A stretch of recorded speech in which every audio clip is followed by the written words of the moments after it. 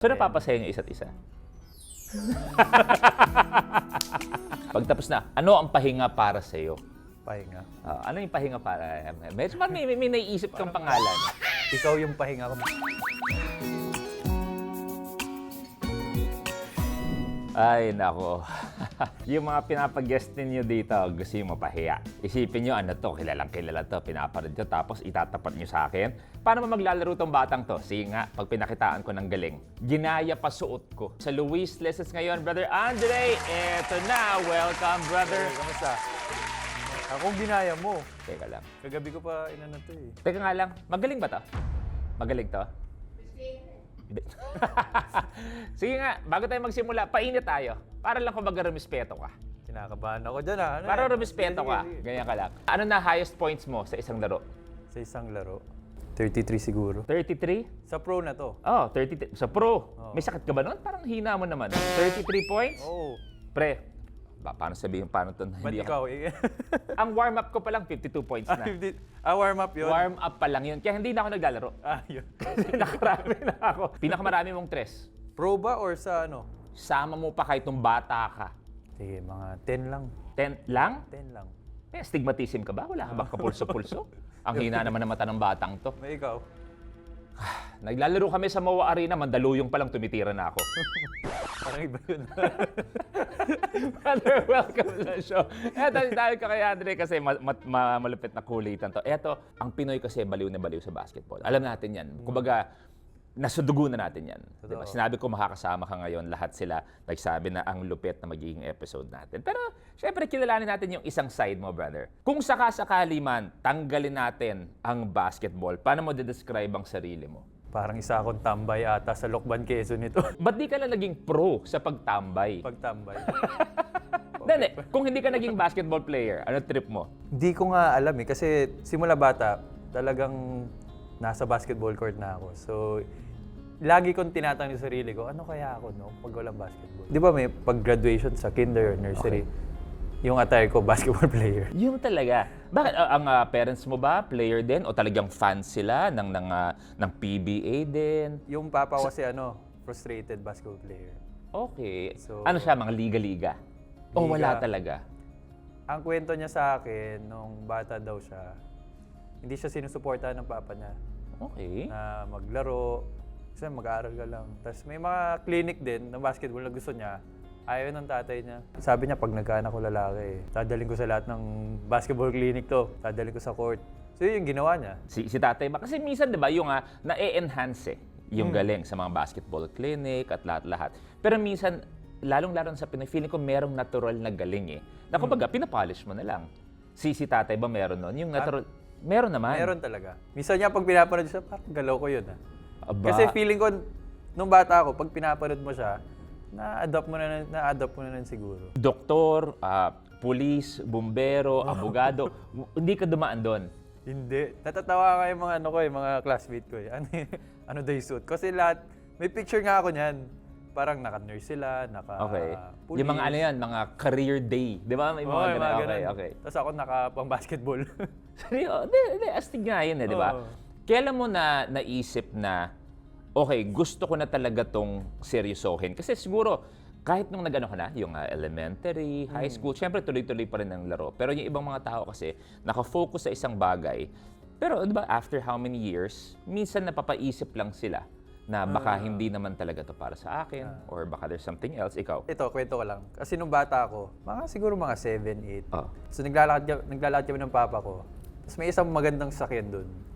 Jaguar, yung pwede mo mention. Go. May isang... Pero mas maganda ang Jetour. Napakaganda ng Jetour. Oo. Pwede Jaguar. Wala pang Jetour nun eh. Hindi. 10. Wala pang Jetour, pero matanda na ako, ganun ba? Wala pang mga EV na. Wala akong sinabing, ilan? Kita mo? Nakadrive na ako sa inyo. Kita mo? Nalusutan na kita. Ganun ka na lang nun. May nakita ka nun na sports car. Tapos? Sabi ng papa ko, mabibili mo yan pag nag-PBA player ka. Sabi ko, may pera pala sa sa pagbabasketball. Wala akong idea na Sabi ko, ganun, may pera pala. Tapos minsan, pag naglalaro, hindi pa minsan, araw-araw, pag naglalaro siya ng basketball, di ba, pustahan, ganun. Nananalo siya, panalo tayo, bili ka ng dyan, sa tindahan. Parang, may ano pala, trabaho pala yun, Oo. yung basketball. Pwede gawing pagkakitaan talaga. Pagkakitaan. So, bata pa lang ako, syempre, pinangarap ko rin na makabili ng ganun sasakyan. Wala, na-enjoy ko, tapos yun yung goal ko nung bata ko. Na parang, kailangan makatapa ako dun sa BBA para mabili ko yung ganun sasakyan. Hindi, maganda yung ganyang focus. Ako para sa akin, maganda yung meron kang parang yung meet siya. Oo. 'Di ba? Parang kaibigan ko dati nakakita ng sports car, tapos sabi niya parang gusto ko magkaganyan. Ano ba 'yun? Basta Japanese na sports car.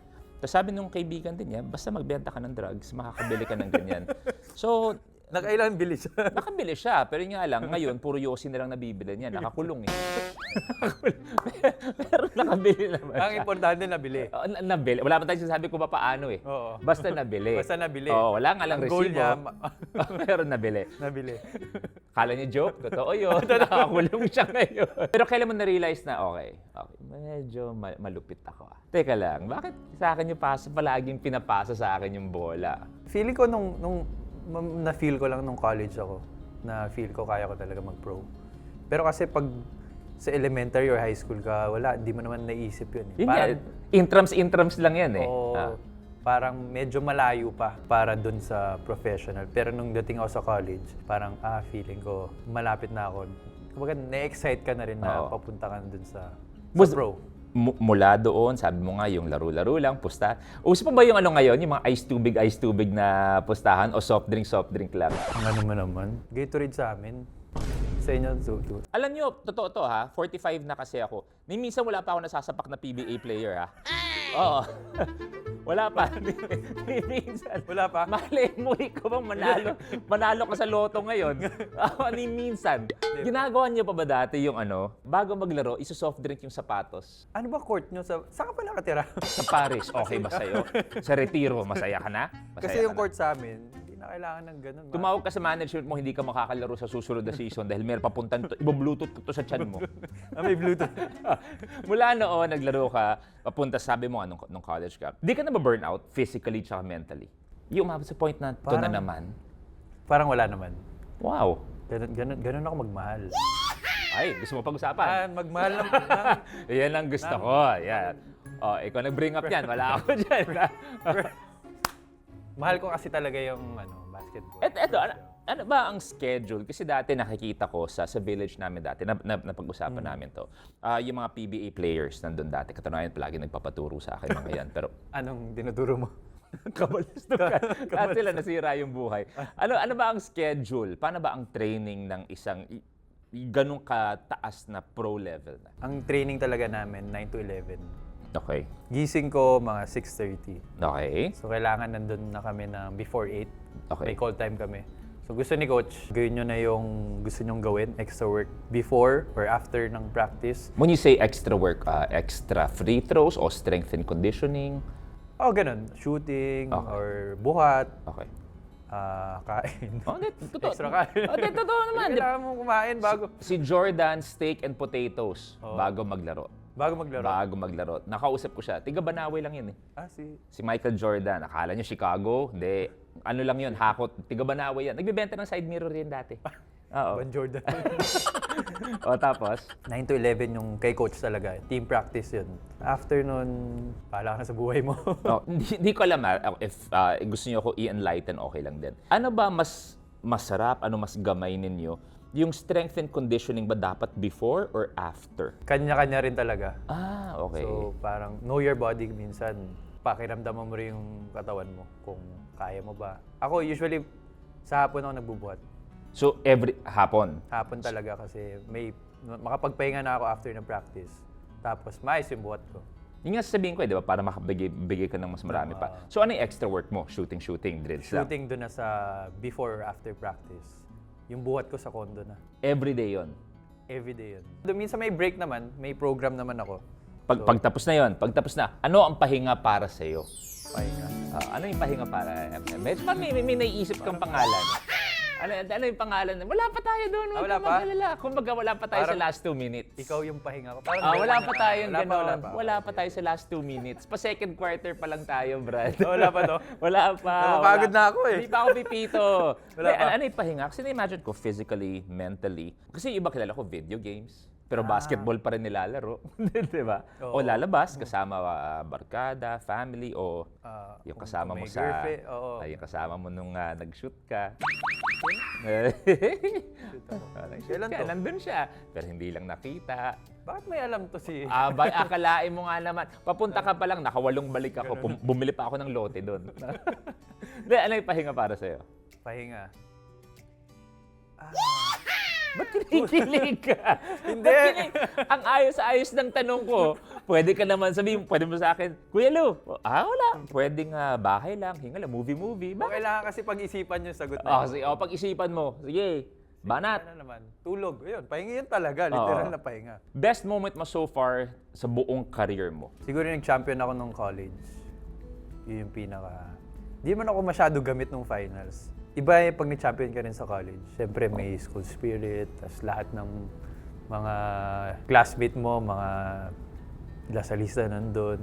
Iba eh, life-changing Best moment, ano yung most challenging moment mo sa buhay sa mo? buhay ko. Siguro nung pandemic, wala talaga akong pera nung pandemic. Oh, seryoso? Doon ko na-realize, di pa nga bang buhay yung basketball. Okay. So yun, na-feel ko parang, kailangan maayos ako sa pera. So yun yung point na inayos ko talaga yung pera ko. Okay. Dati ba magastos ka? Pagkakuha Oo. pa lang? Siyempre, Pero pag college- enjoy ka. Pag Enjoy. college ka kasi parang labas dito, alak, ganun. So, ano ginawa mo? Nag-invest ka? O basta may nakatabi lang palagi? May mga investments naman ako. Tinutulungan din ako ng mama ko.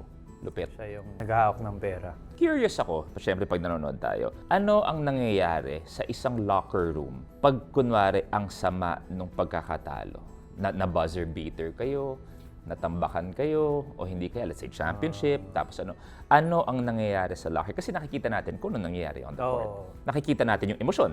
Di ba? Hindi kayo nakakausap at lahat-lahat. Pero pagdating sa locker, kamusta yung team? Kamusta kayo pag uwi ninyo sa inyong mga bahay-bahay?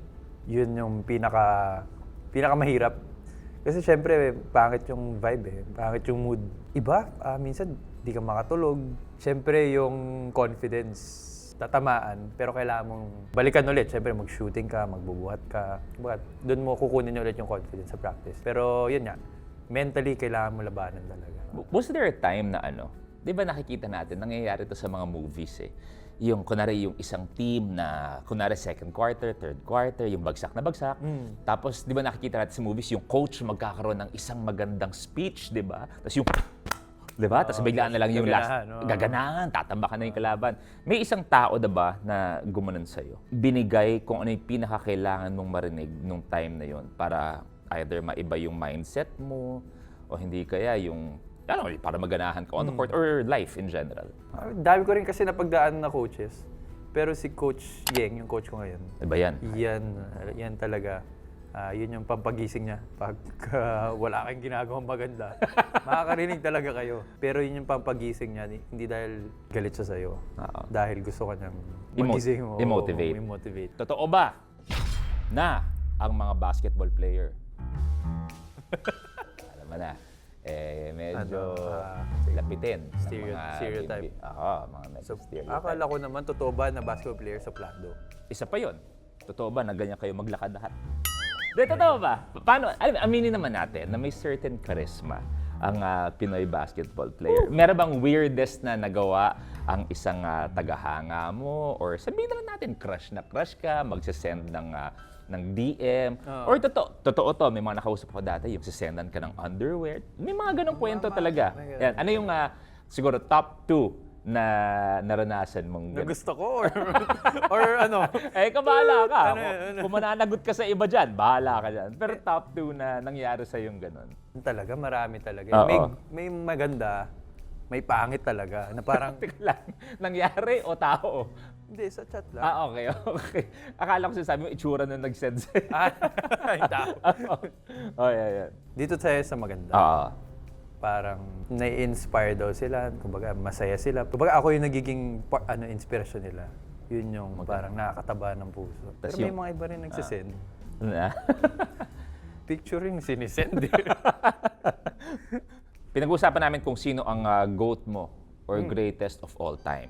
Usapang basketball tayo. Siyempre, kadalasan naririnig natin, Jordan. Jordan. LeBron, Kobe. may Kobe.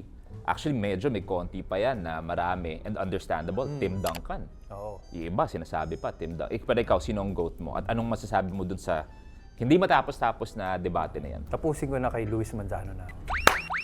Yan nga ang sinasabi ko sa inyo. Dahil seryoso, sino ang GOAT mo?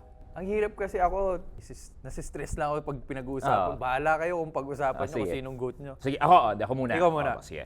Well, siguro una, dahil sa generation ko, si Jordan. Yun yung GOAT ko. Ah, wait lang, tanong. Jordan? Yes, Jordan. Ano, 650? 30, ano ka na nga? Well, Magpaalam ka next season. Magpaalam ka. Nakatikim ka na ba ng PBA player? Now is the day. Dadalhin ko dito si Kuya Bo. Ibo-Bluetooth connect ko. Hindi. Si Jordan kasi, hindi siya physical specimen. Si LeBron kasi, pag grumatsyada yan, kahit maglagay ka ng pader na bakal, sabayan mo, hindi mo masasabayan yun pag nakatalo na siya isa. So para sa akin, si Jordan, pero walang question sa lahat ng achievements ni LeBron. Iba yan. Pero sa akin kasi si Jordan, hindi siya yung sobrang muscular. Pero para sa akin, kaya nagawa ni Jordan lahat ng yun, na hindi siya yung pure physical specimen. Diba, nakaka-score siya ng ganong kalaki at lahat-lahat. Actually, si Kobe din, hindi masyado Pero yung mga galaw ni Kobe, Skilled, sobrang skill lang ang usapan. So ikaw, sino yung GOAT mo? Feeling ko, bawat generation may kanya-kanyang goat. So, sa tatlong generation na yun, Oo. Isa lang. Isa lang. Kung pipili ka lang ng isa. ito pala yung... Pumili ka lang. Ay, wala pa tayo sa usapang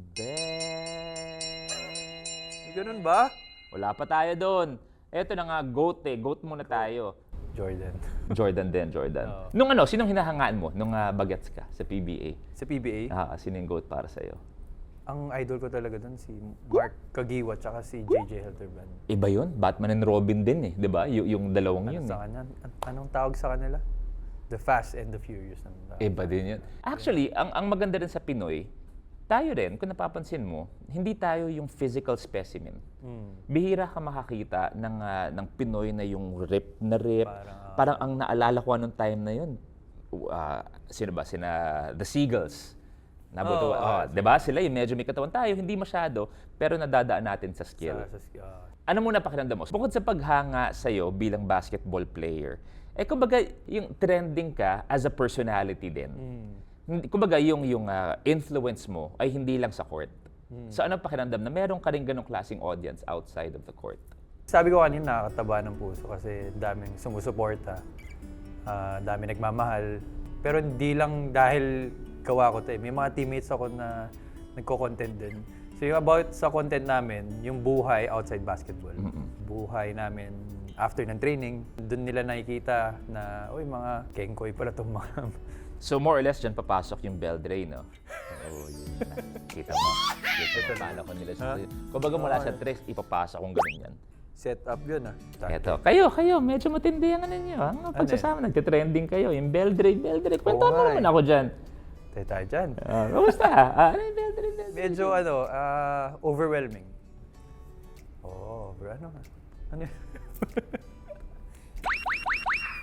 Ano updated ka ba? Abay, syempre, may tattoo nga ako sa likod ko eh. Ganon? Hindi, kaya nga, sabi, may following din kayo. Ano pakiramdam? Hindi ko in-expect na ganon yung gagawin ng mga fans. May connection, may bagay daw, ganon. Okay naman kami. Daw. Hindi ka ba agree? Ha? Sa totoo lang, minsan pag nakakilig naman kasi, tas lalo may mga background music. Tas, Aba. Ano yan? Sinesend yun ba yun sa isa't isa? Uy, kita mo to, ang cute nito. Uy, kita niyo to, kinilig ako dito. Sinasabi ko naman yun, parang nakakilig naman pag okay naman, friends kami. Parang does it help na pareho kayo na athlete or you're on a certain professional level na alam niyo siguro, sabihin natin partner, na alam niyo ang kailangan ng isa't isa or naiintindihan niyo kung sakali? Siguro, sa pagiging athlete, medyo may similarities kung sa pagkain, sa mga buhat. Pero pagdating sa volleyball, wala na akong alam dyan. Pero, ayun nga, may mga advice. Ganun.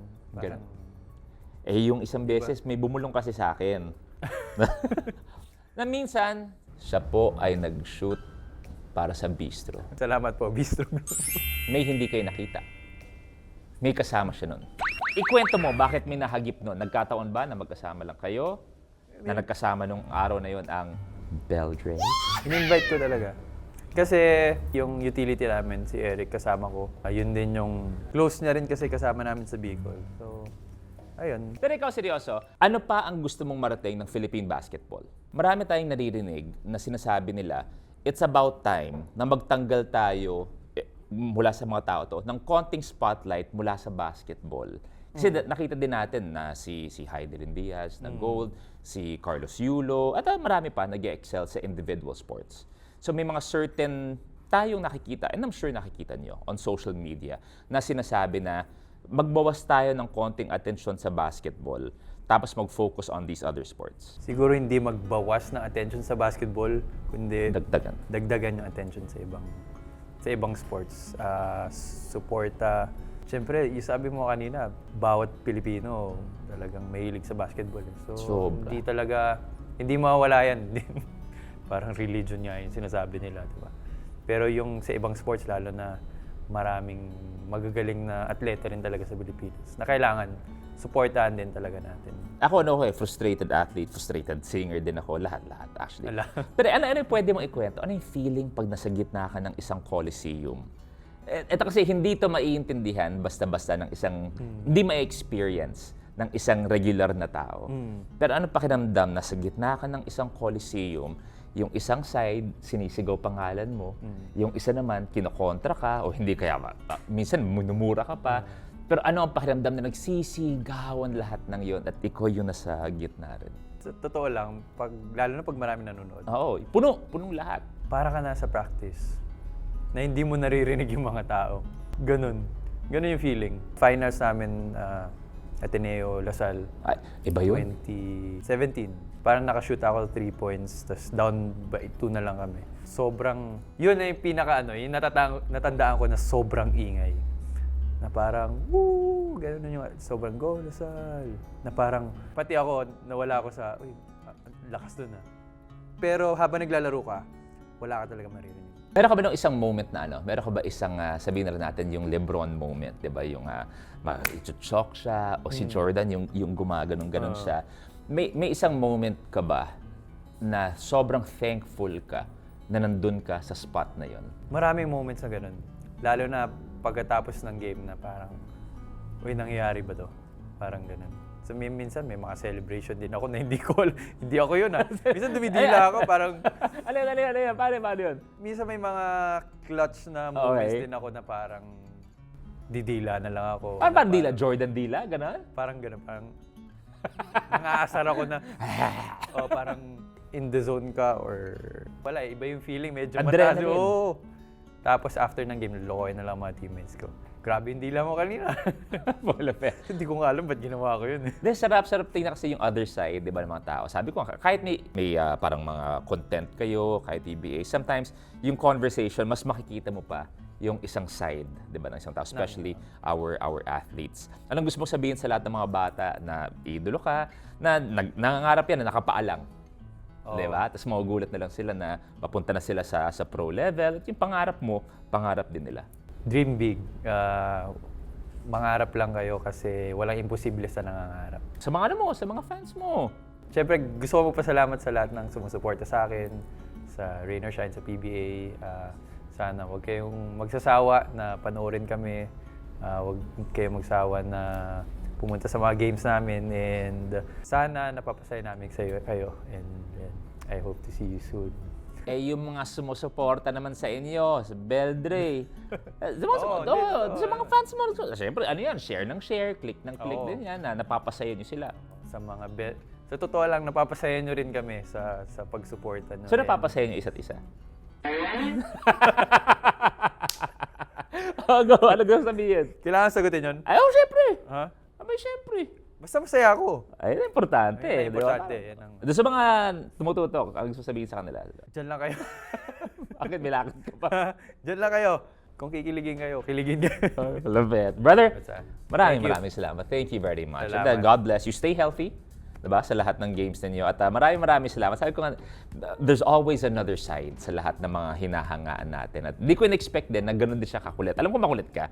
Pero kumbaga, hindi yung ang sarap. Sobrang na-enjoy ko to. Thank you very much, brother. At maraming salamat sa panonood ng Luis Listens. Bye, guys!